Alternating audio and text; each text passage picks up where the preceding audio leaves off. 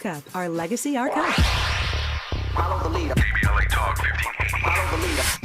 If you're not following KBLA Talk 1580 on all of our socials, then you're missing out. Believe it. Download our app and find us on Facebook, Twitter, Instagram, YouTube, and on the web at KBLA 1580. That's right. Again, you can find all of our socials at KBLA 1580. We've got a lot to talk about. By the way, if you miss any of our weekday shows in real time, you can always catch up by checking out the podcast of your favorite shows at your leisure. At KBLA Talk 1580, we've got your black. Got your black. Follow the leader. Following the leader. Oh my God. Follow the leader. Follow the leader. Follow the leader. Follow the leader. Follow the leader. I'm Zoe Williams, the voice of reason. If your relationship is in trouble, I'm the dude to call. Has your soulmate become your cellmate? Does black love still exist? What are your bedroom turnoffs? Fantasies and fetishes. Financial infidelity. I'm dating a fat person. Are they worth the wait? Trust me, this gonna be crazy. How about the heavy stuff? The child wasn't his, and he still had to pay child support. It's a very heated topic. How was that right? Mama's baby, daddy's maybe. I just have so many questions I want to ask you. I just like to kiss it. There's something wrong with that. Damn. He told me he had a vasectomy. I'm pregnant. Betrayal has been committed. Hit you with the bad pipes routine. How does he maintain his humposity? He likes it when it pinches my neck. Why can't you open up, brother? I'm a karate man. Karate man rules on the inside. They don't show their weaknesses. Yeah. How do you write women so well? Zoe Williams, Reason and accountability. the voice of reason. There's different kinds of empathy. There's emotional contagion. In other words, the person feels readily what the other feels without distinguishing much between their own feelings and the feelings of others.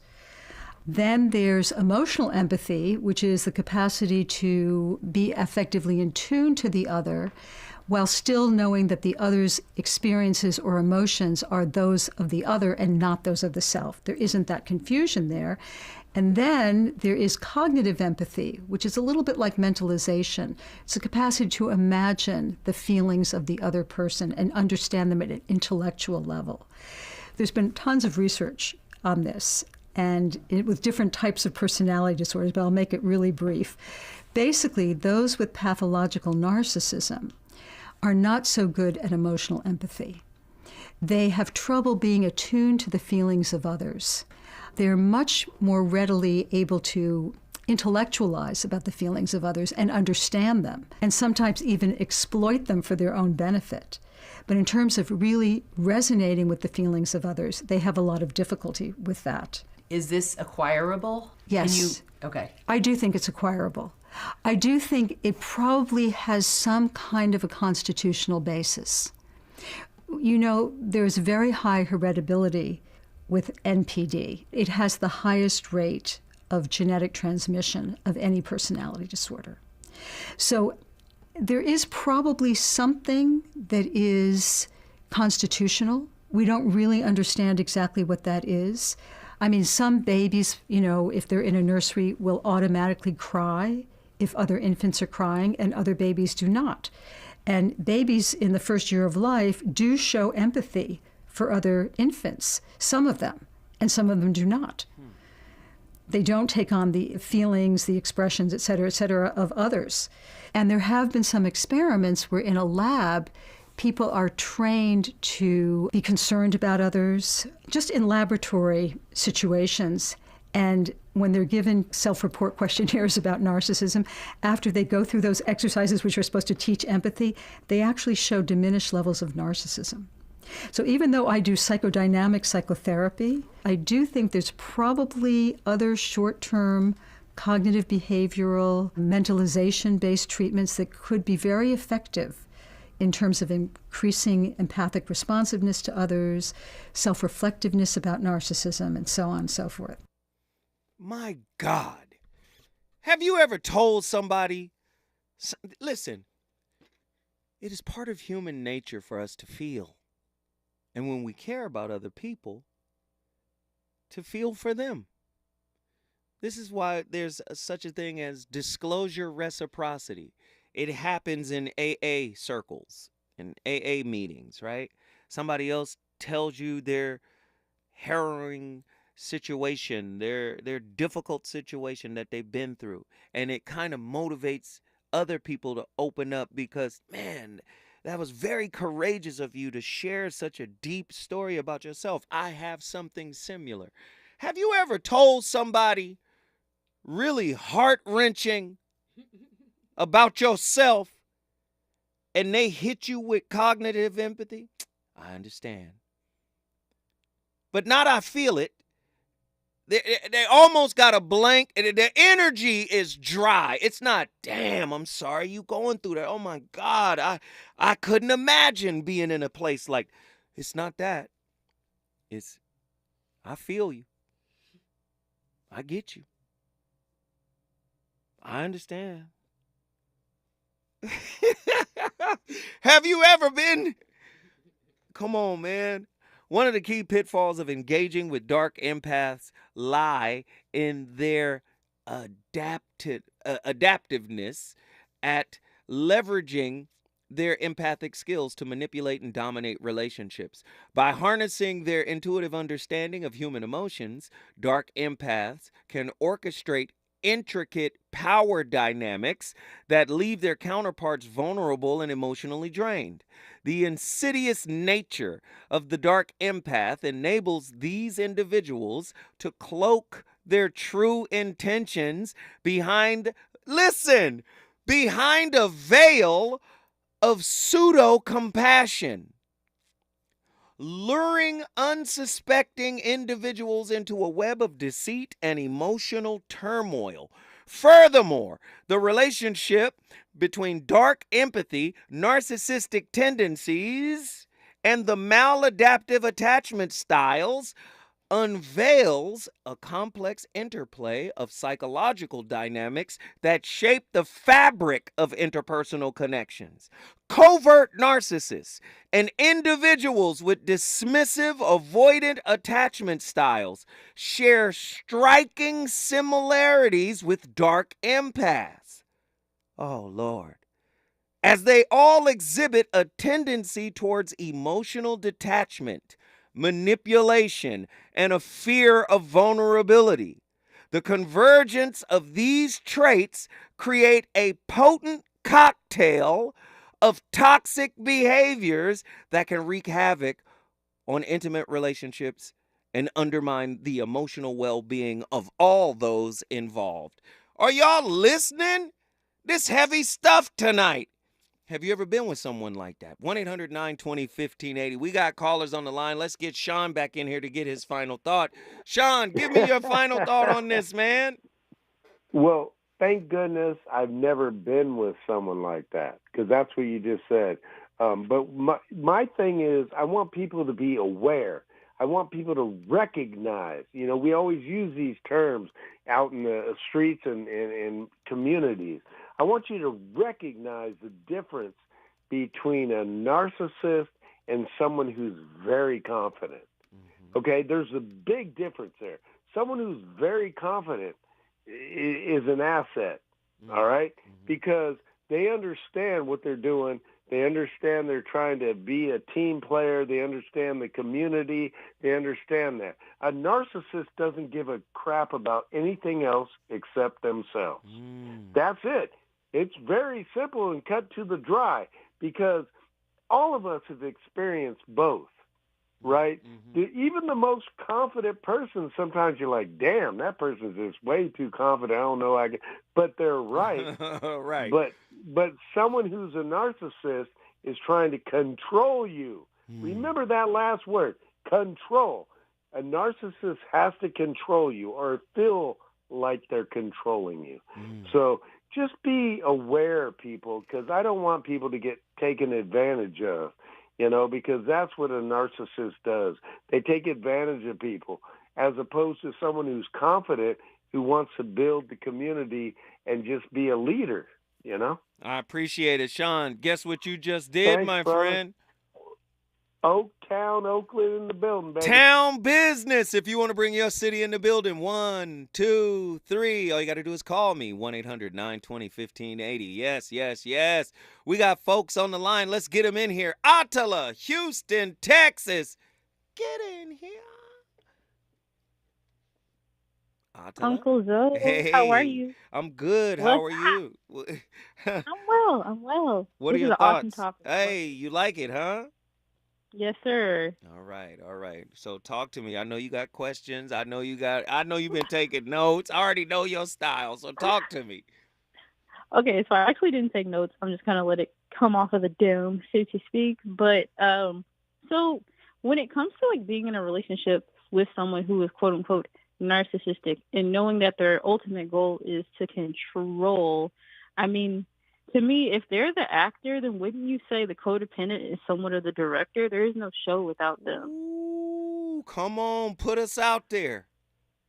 I'm just saying, like, Put the SLD out there, the self-love deficient, i.e., the codependent is known as an SLDD, self-love deficient disorder, as Ross Rosenberg would call it, self-love deficient. So you're saying maybe the SLD, the codependent, is not only the director, but maybe even contributing to the script. Talk to me.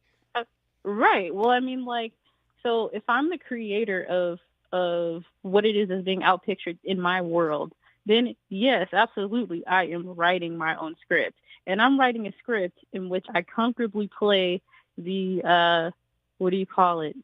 I'm the prisoner, right? Like, and I'm willing to play that role. The damsel, but the victim. Yeah, I'm the damsel in distress, so to speak. Keep but going. I think but when you're codependent, you think that you can switch out of that role at any point, and you can't. It's not until you realize that, like, nah, this is like you locked in. You were typecast. Ain't finna be no. Ain't finna be no switching roles. We ain't doing that. That's not happening. And I say that because it wasn't until I stopped playing that role with family, with friends, that I really started to see, oh, snap, they want me locked into this. I am only okay in your presence as long as I'm diminishing my light. That's like what I messaged you earlier today, right? You dismissal, that discreditation, however you want to say it. Like when people discredit you, when they dismiss you, that is meant to train you. And so again, the show only goes on as long as you say action. Attila, guess what you just did? All right, Houston in the building. Houston, Texas is in the building. Hey, I'm gonna pause real quick. Where's Los Angeles? Andy? Where's LA? LA, come on in here. We're having a great discussion, and we need the intellectual giants that most Angelinos are. Get in here right now. The number to dial, 1-800-920-1580. When I come forward, I'm going to Minneapolis, Minnesota. Reasons. The reasons that we're here, the reasons that we fear, our feelings won't disappear. You're listening to the voice of reason with Zoe Williams on KBLA Talk 1580. Climate is king. At KBLA Talk 1580, we believe that caring for the community means caring about the climate. You might have heard that we announced a pretty bold 12-month, $2 million campaign to do 4 things.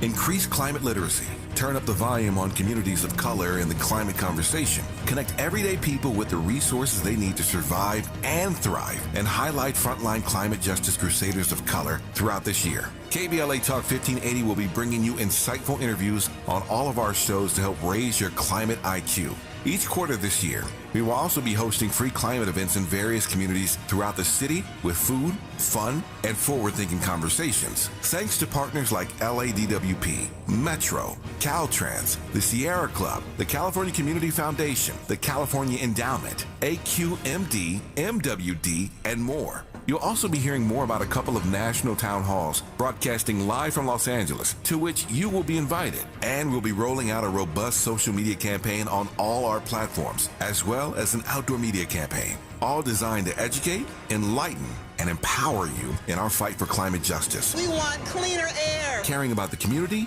means caring about the climate. At KBLA Talk 1580, we believe that we really can change the world if we care enough. Helping to broaden your political and moral imagination with our 2024 climate justice campaign. We're KBLA Talk 1580. KBLA Talk 1580. We've got a KBLA reminds you that when we fight, we win, and we don't black down.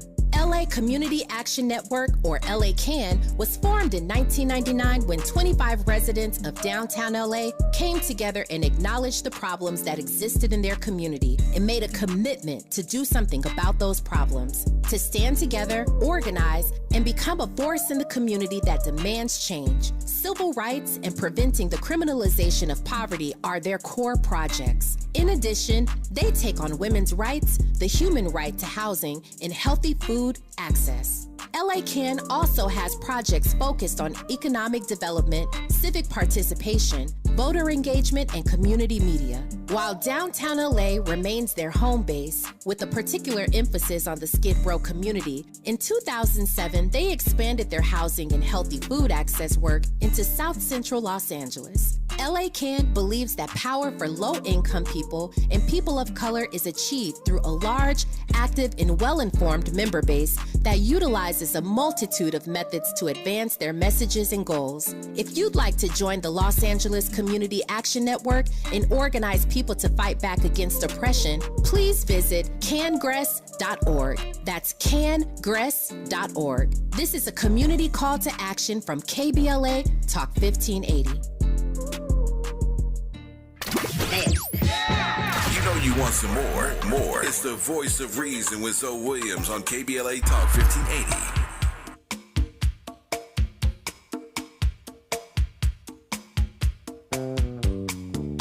Wait. Stop the music.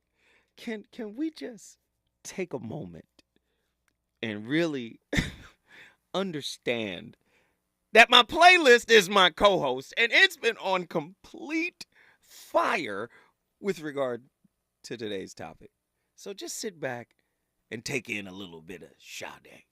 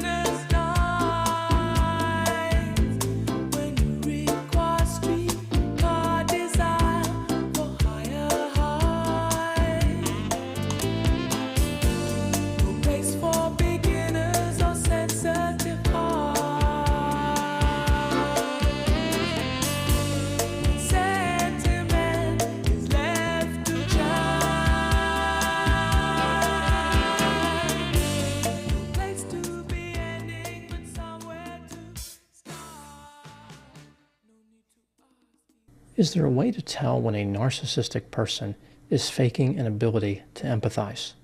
Research tells us that individuals who score high in narcissism have cognitive empathy, but not affective empathy. So they can understand logically what other people are feeling, but they don't feel it themselves. Many narcissists understand that empathy is socially desirable. Therefore, they use their cognitive empathy to help them fake affective empathy. One easy way to tell when this is happening is to look at the actions of the narcissist. Empathy leads to helping behavior, but with the narcissist, it doesn't. They believe that simply pretending to feel what other people feel is enough to trick people into believing that they possess affective empathy. They are not compelled to deliver assistance. Wow. I can only help you if it helps me. 1-800-920-1580. The Voice of Reason is on complete lava flow tonight.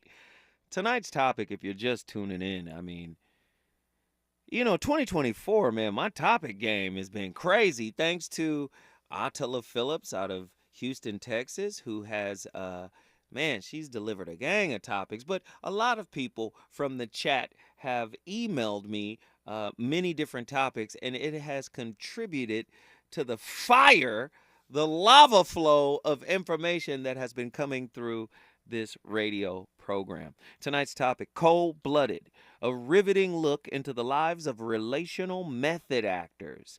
What does cold empathy or cognitive empathy mean when referring to narcissistic behavior? A lot of us have met this person. A lot of us have been in relationship with this type of person. We just didn't have a name for it. We didn't know. But it's real. Right? The realm of the dark empath. Now, Dr. Romney, earlier in a clip we played, said the difference between a narcissist and a dark empath is that the dark empath doesn't necessarily, what she said, doesn't want what the narcissist wants, which is, you know, this attention, this approval, this acceptance, this, you know. The dark empath doesn't want that. However, she said everything else about the dark empath resembles the narcissist. This is heavy stuff. The realm of dark empathy serves as a cautionary tale, right, of the complexities and the pitfalls that accompany the interplay of empathy, narcissistic tendencies, and maladaptive attachment styles in relationships. By unraveling the intricate threads, man, that weave together these psychological constructs, we try to gain a deeper understanding of the treacherous terrain that lies ahead, urging us to navigate with caution and mindfulness in the realm of human connection. Nobody put a name to it until now, but apparently dark empathy, cold empathy, dark empath, cold empathy, cognitive empathy. I knew nothing about this. Listen, we got callers on the line. Let's get them in here. Who's been on the longest? Andrew, Minneapolis, it's your time to shine. What are your thoughts on tonight's topic? Man, you got me floored. This whole dark empath situation has got me snowed a little bit. I never heard that concept before. So I'm gonna put it like this. Look, man, when we're in relationships, we know that they're transactional. But where I'm caught up is that, yo, man, like, there's more layers to the playbook. Like, you can, like, I always thought that empathy was natural because I'm empathetic. And I can't help the way that I feel. You know what I'm saying? And then I can feel my feelings, and then I can feel other people's feelings. There's nothing I can do about that. Right. I'm going to ask you a question. Can you really elaborate on the dark empath? Because that's something new. Because it sounds a lot like narcissism and dark empath are two sides of the same coin. That's exactly what Dr. Romney described. She said the only difference between the two is that, of course, the narcissist wants approval, acceptance, acknowledgement, attention, whereas the dark empath may not want any of that. But everything else, of the dark empath? But hold on, everything else about the two are the same. The manipulation, the faking of care, because a narcissist is good at faking care, faking empathy, faking concern. They say the dark empath does the same, right? They seem like they care. Okay, so do they end up at the same point? What makes them different? I just said what made them different. You don't like the answer? No, it sounds like you're still describing the narcissist, but that's exactly what I said. Dr. Ryan. Yes, I really like to learn, my man. Like, so you're saying like the narcissist and the dark empath are one and the same? Are basically the same, and then I outlined the difference between the two. All right. I got you. You got me now. Appreciate you. Appreciate you on that, man. Hey. We love you, brother. Call in anytime. You brought Minneapolis in the building. If You want to bring your city in the building, all you got to do is call me at 1-800-920-1580. We on fire tonight. Come on. You already know who got to come in. Hey, my homeboy Hustle from guess where? Miami. Every day I'm hustling, hustling, hustling, hustling, hustling, hustling, hustling, hustling, hustling, hustling, hustling. Every day I'm hustling, every day I'm hustling, every day I'm hustling, every day I'm hustling, every day I'm hustling, every day I'm hustling, every day I'm hustling, every day I'm hustling, every day I'm hustling, every day I'm hustling, every day I'm hustling, every day I'm hustling, every day I'm hustling, every day I'm hustling, every day I'm hustling.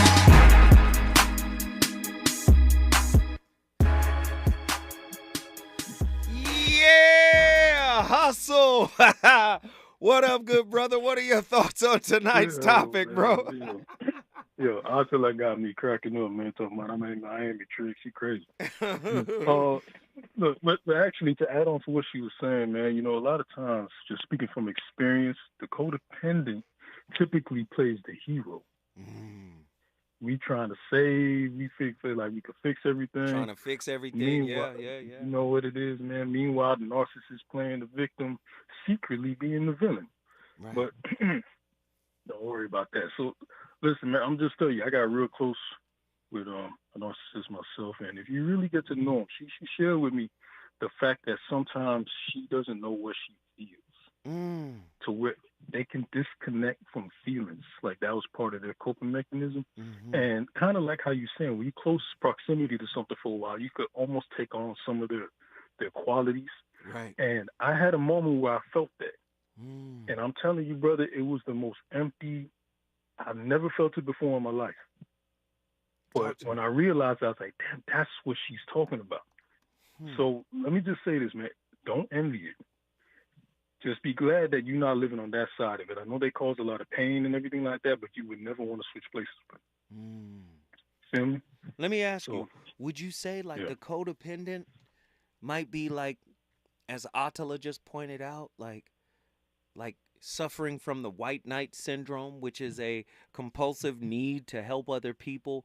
A person with the white knight syndrome, WKS, feels a deep attachment and empathy for people they see as vulnerable, damaged, or helpless. Do you think some of that SLDD, self-love deficient disorder people, do you think we kind of suffer from the white knight syndrome, you think?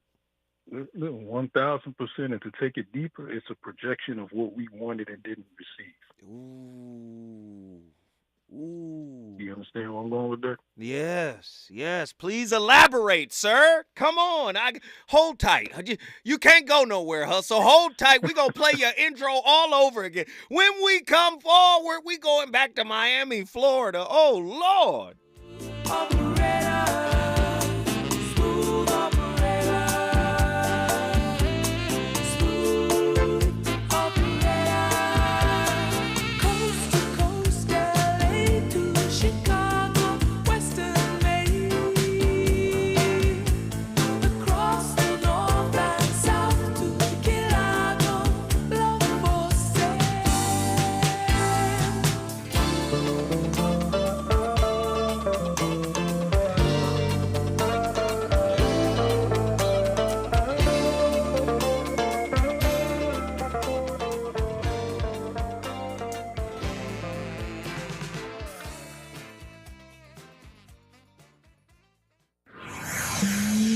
On fire tonight. It's the Voice of Reason with Zoe Williams, exclusively on KBLA Talk 1580. I'm Amber Payton. Here's the latest on the Black Information Network. A voting rights proposal named in honor of a former black congressman from Atlanta is back on the table in Washington.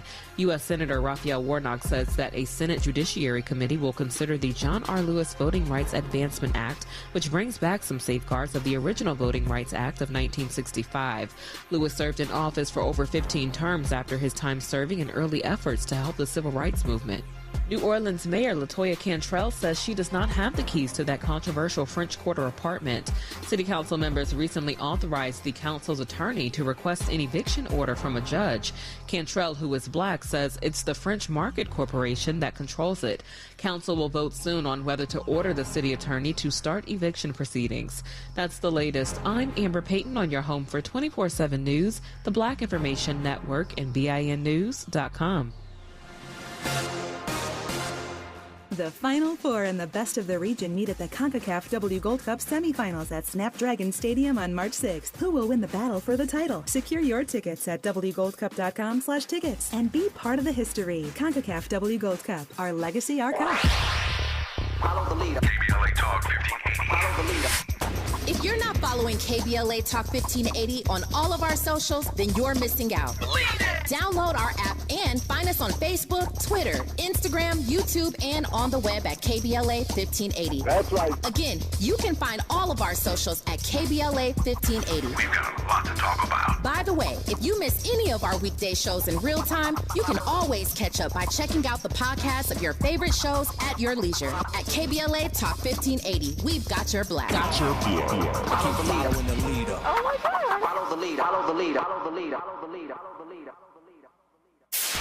KBLA Talk 1580. We've got a lot to talk about. KBLA Talk 1580 believes in community empowerment through the arts. Tia Chucha Central Cultural is on a mission to transform community in the Northeast San Fernando Valley and beyond through ancestral knowledge, the arts, literacy, and creative engagement. The Northeast San Fernando Valley has a population of about 500,000, the size of the city of Oakland, yet it has no bookstores, art galleries, or full-fledged cultural spaces until Tia Chucha's opened its doors in 2001. Founded by renowned poet and activist Luis Rodriguez, Tia Chucha's Cultural Center provides a year-round free or low-cost arts and literacy bilingual intergenerational programming in mural painting, music, dance, writing, visual arts, healing art sessions, and healing talking circles. Activities also include Mexica, Aztec dance, indigenous cosmology, philosophy, and 2 weekly open mic nights, one in Spanish, the other in English. In addition, they host author readings, film screenings, and art exhibits. To express yourself, heal yourself, attend an event, or volunteer, please visit www.tiachucha.org. That's TIACHUCHA.org. This is a community call to action from KBLA Talk 1580.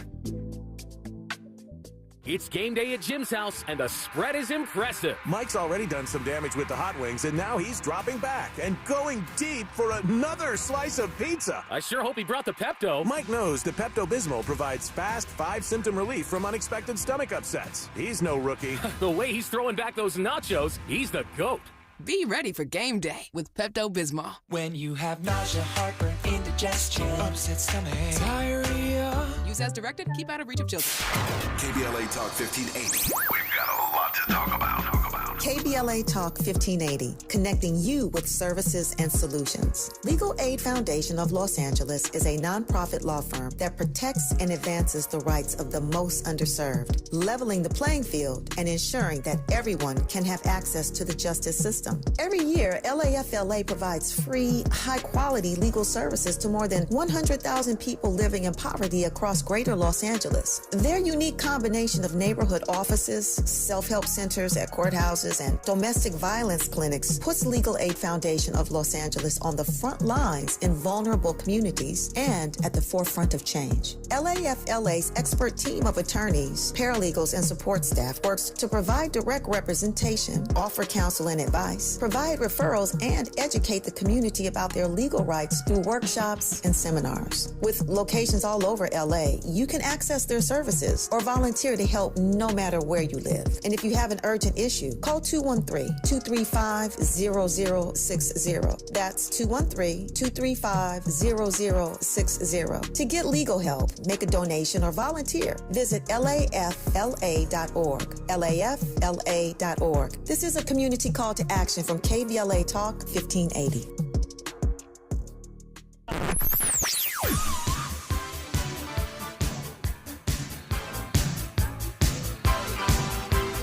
This is KBLA Talk 1580. Talk, Radio that's music to your ears. We're unapologetically progressive. KBLA Talk 1580. You're listening to the voice of reason with Zoe Williams. Only on KBLA Talk 1580. I'm calling you up. I'm calling you up. 'Cause I need a love doctor, and I need it right away. I'm calling you up. I'm calling you up. 'Cause I need to hear the doctor's voice of reason.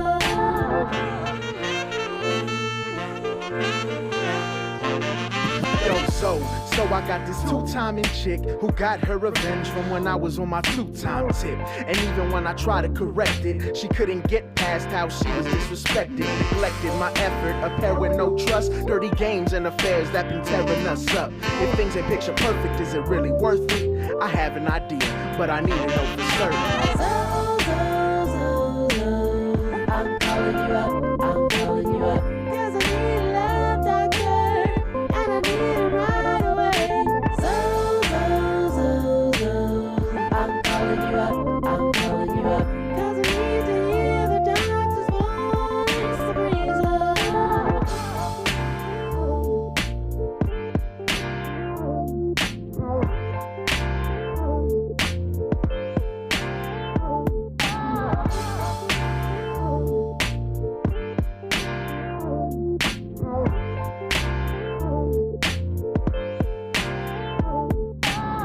So there's a difference between cognitive empathy and affective empathy. I believe as a narcissist, cognitive empathy can be learned, just like this comment said. But effective emotional empathy, I don't think it can be learned. And of course, if you're new here, I'm a diagnosed narcissist. I have narcissistic personality disorder. So I've been in psychotherapy for the last 5.5 years, since October 2017. And a lot of people ask me, have you developed more empathy since you've been in therapy? And I can say yes, but not emotional empathy. I still cannot put myself in other people's shoes and feel the way that other people feel about certain things. I cannot experience that emotional empathy like that. But cognitive empathy allows me to see the shoes. I acknowledge that the shoes exist. They just don't fit me. Cognitive empathy allows me to know what you're going through, to see it and understand it, but not feel it. And that is from almost 6 years of therapy, y'all. I've been putting in the work for a while. When you see people say narcissists lack empathy, they are typically talking about emotional empathy, effective empathy. If you haven't already... Wow. Go ahead, Andy. I see Andy. Come on, Andy. I think that makes him a dangerous individual. I think that makes... let's be honest. That's a lot of people. Because guess what? Yeah. According to Ross Rosenberg, you're going to get a narcissist from a narcissist parent or codependent, right? SLDD. So it don't matter if you got one parent or two parents. If you got some parents that have maladaptive attachment styles, or one is a covert narcissist, grandiose narcissist, whatever, and the other one is a codependent, and children are being raised in that environment, here's a great idea. What if you diagnose the parents after they have the kids, and if you find out that they have any of those mental deficiencies, maybe you take their kids? Because wouldn't that be considered child abuse? Raising a kid basically teaching a narcissist, raising a baby narcissist. Huh? Do you see? So just think about it. And not everybody becomes narcissist. Not everybody, can be diagnosed with narcissism. You can be raised by somebody that have one of those issues. But not everybody becomes a narcissist. But guess what? If we're listening to Dr. Ramani, whom I respect greatly, she said 1 in 6 people suffer from narcissism. And I mean narcissism, not narcissistic tendencies. Right? Imagine what you raising, who you raising. Now imagine what you're meeting on the streets, who've mastered the ability to front like they care about you, like they're concerned. Their care is connected to an outcome. I'm sorry. Let's get Hustle Habit back in here, man. What is going on, Hustle? Come on, brother. man. Finish I your had a thought, thought, brother. man. Come on, talk to us. So, since we dealt with Close Encounters of the Dark Kind, I was thinking, well, maybe you could give me thoughts on this, or maybe even a topic. You know how you say that relationship is a mirror? What about the dangers of becoming that mirror? Meaning, you are around something and reflect it back so much that you start to take on the qualities of the things that you reflect. But that goes back to Dr. Alan Berger. Again, Dr. Alan Berger emphasizes this. But not only Alan Berger, many great people have emphasized this, and that is self-awareness. And most of us are largely self-unaware. We don't even know who we are. So, I'm guilty of this. You find somebody you really like, the relationship defines who you are. You get the job and the bread and the status you want, that defines who you are. That's not self-awareness. Self-awareness is coming into a relationship understanding, oh, I was raised by an SLDD, self-love deficient, parent. Or I was raised by a covert narcissist. Or I was raised by both. Or I was raised by neither. Right? Coming in, understanding what's happening. And how do you come in and you understand what's happening? You have those conversations with the people that raised you. Because what we're now starting to see, everything starts in childhood. Everything. That first 7 years, everything is ingrained, encoded on the child's mind, body, emotions, and spirit. What does the term psychology actually mean? They have a new definition of it today. They say it's the study of the mind and behaviors. But the word psyche means soul. It is the study of the soul. So whatever is happening in childhood, Hustle, is being imprinted on the soul of the child. And that soul is coming into your relationships acting like they give a damn. But really, they only give a damn about what makes them happy. This is why most people can't be in a relationship with a human being, because all human beings are coming from their own story. And that story can be flawed. That story can have all types of issues. Do you get what I'm saying? Nobody wants to be in a relationship with your issues. Talk to me. Can I add a layer to that? Yes. Given what we're talking about, what about when what you're dealing with is expertly crafted to take what you are and remove that from you? That is their way of survival. That is a very sneaky thing. It is. You understand what I mean? It is, but guess what? Narcissists run from self-aware people. That's not an easy win. Now, that's not an easy win unless you're dealing with the Mike Tyson of dark empaths. Right. That's not an easy win because a self-aware person. I haven't always been self-aware. I get to romanticizing and getting caught up and thinking, man, this is the one. This is real. Oh my goodness. Next thing you know, I done lost sight of me. Do you see what I'm saying? Like, nah. But it's gotta be like a Wonder Woman type that could get me to go, I done forgot all about my square I was standing on. You understand what I'm saying? Right. You're right. Yeah, bro. Yeah. Hey, Hustle, guess what you just did, brother? Oh, man, we just brought the world into the building. What you talking about? Sir. Hustle from Miami. If you want to bring your city in the building, you know the deal. Call me, 1-800-920-1580. The VOR is on fire tonight. Is it good to you? More Voice of Reason with Zoe Williams when we come forward.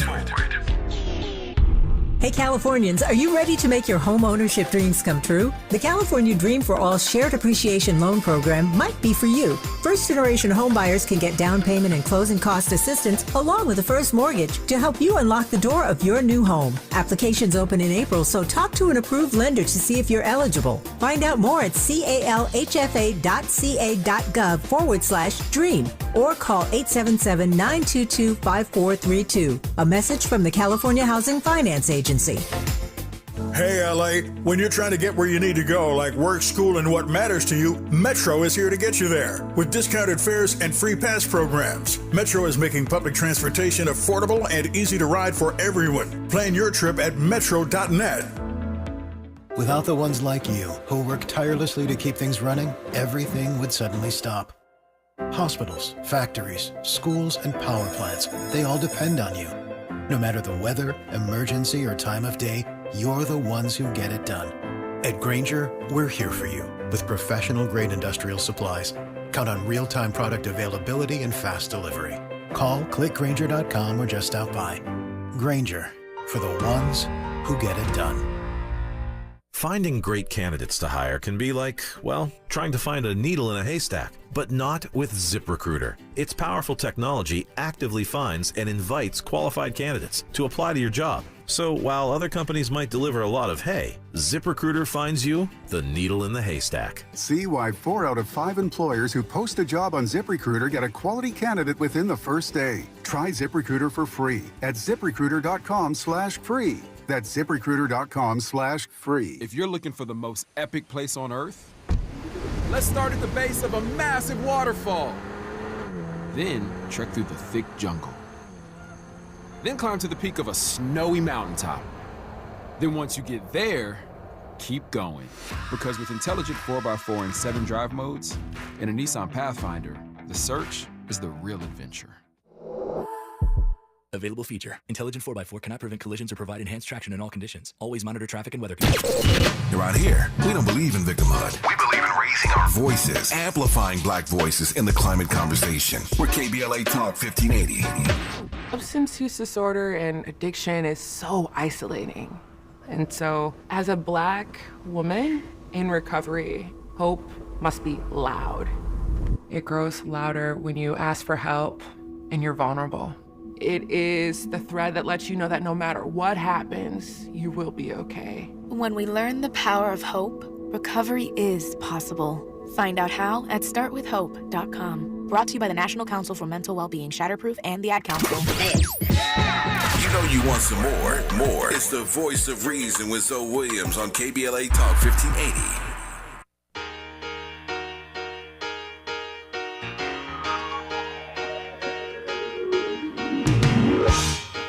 You're as cold as ice. You're willing to sacrifice our love.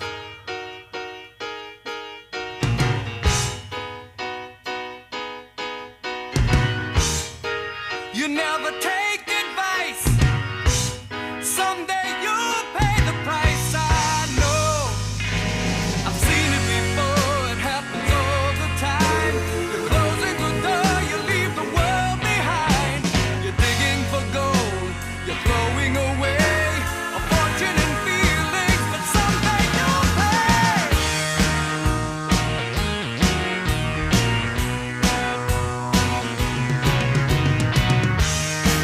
You're as cold as ice.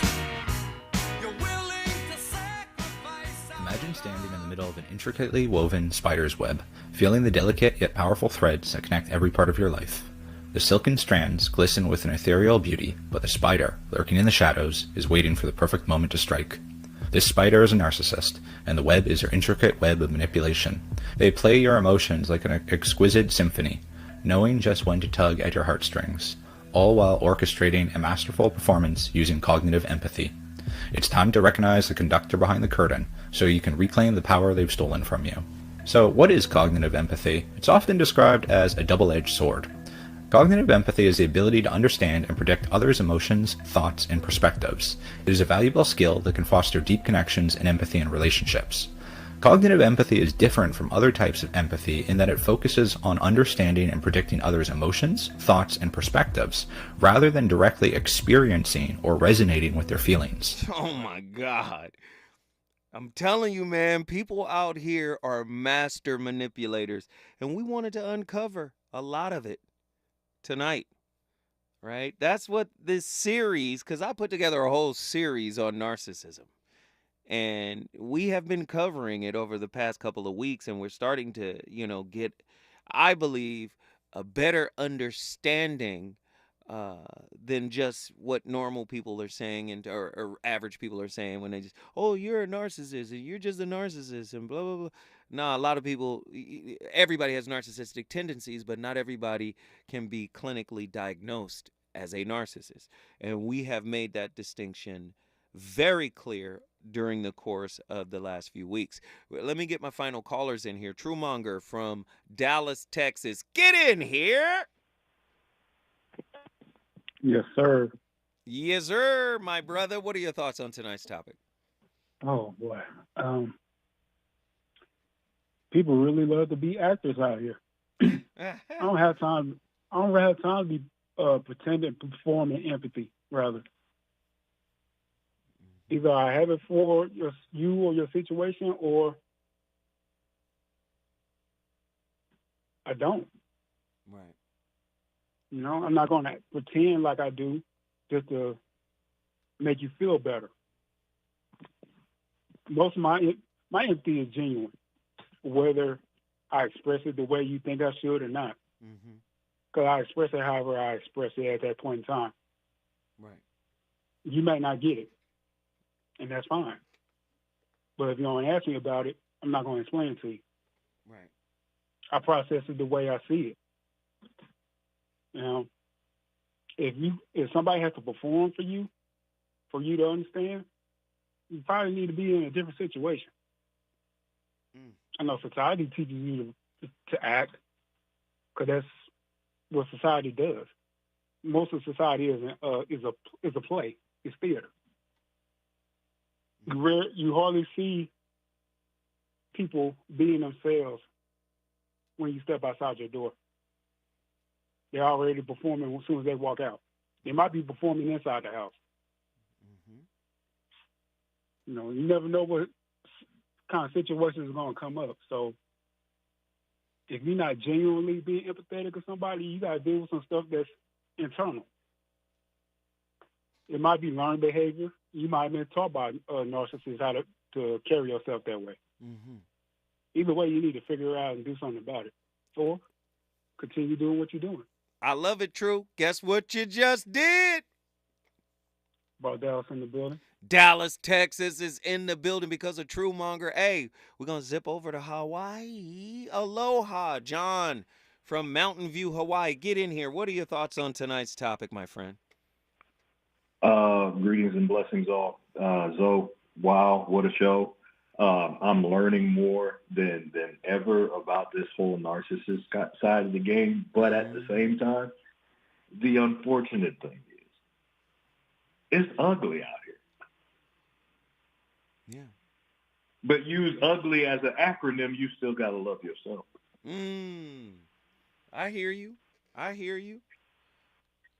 Yes, we get up off our square. Yeah, we may be looking at the wrong focus or getting someplace where we don't need to be. But at the same time, the inner voice that we're all looking forward to hearing and understanding and knowing, when was the last time you ever heard it? And when was the last time you sought it out? Come on, man. Come on. I give you a quick block of instructions and I'm going to leave it alone. KRS-One, Blastmaster, one who teaches a whole lot about certain things as individuals. He came across this one lesson that still stands with me to this day. The word rock star. He used this word as a phrase to understand the inward God that you are. Not for the phrase itself, rock star, but take the phrase itself, not saying the words, but actually saying the word to yourself. You heard that voice before. And that's the very same voice that is your inner connection with your divine. That's right. So again, you're looking for yourself. There it is. There it is. Start following that voice. Yeah. Hey, John, what did you just do? Mountain View is in the house. You already know what it is. Aloha, man. Again, this is a national discussion, and your brother Zoe Williams is excited to have people calling in every day from all over the country to participate in this non-judgmental space. But you know I can't do a show unless I do what? What do I have to do, Andy, on every show? It seems like I got to do it on every show. Do you guys know? Chat room, y'all know, y'all been here the whole time, right? What do I have to do? I got to mention Krishnamurti. I want you to hear something. If there is no end to suffering, then there is no compassion. Then there is no love. There is no relationship. This is what actually has happened in our society. No love, no relationship, no compassion, no ending of sorrow. Therefore, we are making a hideous mess of our lives. Why does he say that? This goes back to his idea about how society is toxic. And that toxicity slips into our homes. And that toxicity slips into our caregivers. And that toxicity slips into us. And that toxicity slips into our adult relationships. And it is our responsibility to heal from the toxicity we have inherited. I want you to hear something else from the great Krishnamurti. The moment you have in your heart this extraordinary thing called love and feel the depth, the delight, the ecstasy of it, you will discover that for you, the world is transformed. Don't tell me you love me when you haven't reached that level of consciousness. If you're not at that level of consciousness, your world transforms. Your reality transforms. You are something different than you've ever been before. You're no longer connected to, well, I hope I get what I've always been chasing in relation. Again, love is transformative. It is a high level of consciousness. It is not transactional. And I believe love can heal everything. All right? We started the conversation. You finish it. Up next, the fire shall continue. You know who's in the building. Our girl. Yo girl, my friend, yo friend. The fire mustn't end. You know who it is, RSVP with Jill Monroe. I'm ready to go, but I'll be back tomorrow with another slapper. Deuces! Yeah!